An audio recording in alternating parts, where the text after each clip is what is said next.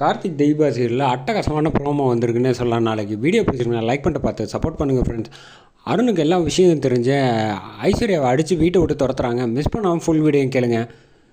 இந்த பக்கம் அபிராமி அம்மா வந்து அவங்க ஃப்ரெண்டுக்கிட்ட கேட்குறாங்க. கேட்டோன்னே, நீ இப்படிலாம் உண்மையை மறைப்பேன்னு நான் நினச்சி கூட பார்க்கல அப்படின்னு சொன்னோன்னே, நான் எங்கள் உண்மையை மறைச்சேன், மருமக தான் வந்து என்கிட்ட வந்து சொல்லக்கூடாது அப்படின்னு சொன்னால் வேறு வழி இல்லாமல் அப்பயும் நான் சொல்லலான்னு வந்தால் அவள் ரொம்ப ஓவராக என்னை மிரட்டிட்டேன். அதனால் என்னால் எதுவும் செய்ய முடியாத லெவலுக்கு ஆகிட்டேன், மன்னிச்சிரு அப்படின்னு சொல்லி ஃபோனை வச்சோன்னே செம கடுப்பாயிடுறாங்க அபிராமி அம்மா. அபிராமி, நீ இவ்வளோ கேவலமானவளாக இருப்பேன்னு நான் நினச்சி கூட பார்க்கல அப்படின்னு வந்து பலாரனை அடிக்கிறாங்க. அடிச்சுட்டு இந்த விஷயத்தை எல்லார் முன்னாடியும் வந்து குடும்பத்தில் உள்ள அருண்கிட்ட வந்து எல்லாத்தையும் சொல்லிடுறேன் அப்படின்னு சொல்லிட்டு செம கோபமாக வந்து ஒரு முடிவு எடுத்துகிட்டு வெளியில் வராங்க.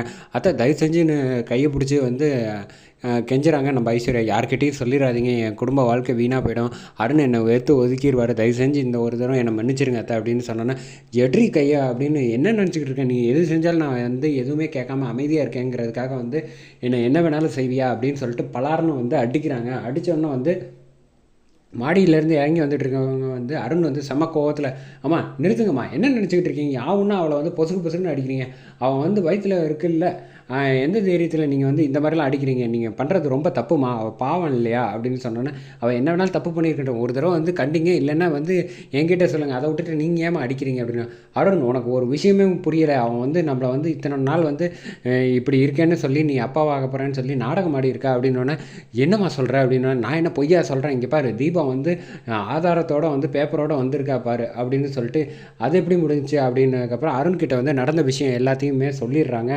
அப்படியா விஷயம் அப்படின்னு சொல்லிட்டு அருண் வந்து கேட்குறாங்க, மரியாதையாக சொல்லு, தீபா சொல்கிறதும் அம்மா சொல்கிறதும் உண்மையும் தானே அப்படின்னு சொன்னோன்னே, இல்லைங்க அது வந்து அப்படின்னு, இங்கே பாரு எனக்கு ஆமாம் இல்லை அது மட்டும் சொல்லு அப்படின்னோடனே காலில் பொசுக்குன்னு விழுந்துடுறாங்க.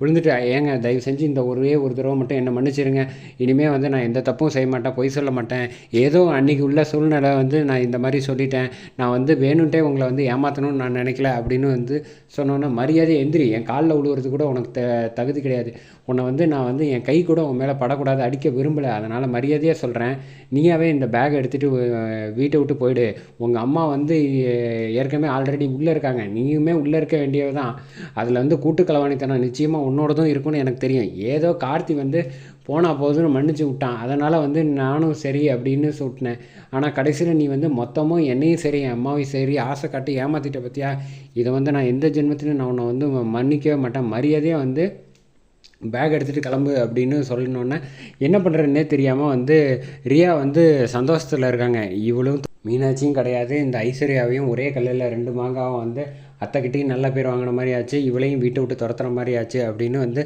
சந்தோஷத்தில் வந்து இருக்காங்க. இப்போ வந்து அந்த ஆனந்தை வந்து நம்ம பக்கம் வந்து அழைச்சிட்டு வரணும், அது ஒன்று தான் ஒரே குறிக்கோள் அப்படின்னு சொல்லிட்டு அதோட ப்ரோமோ முடிக்கிறாங்க.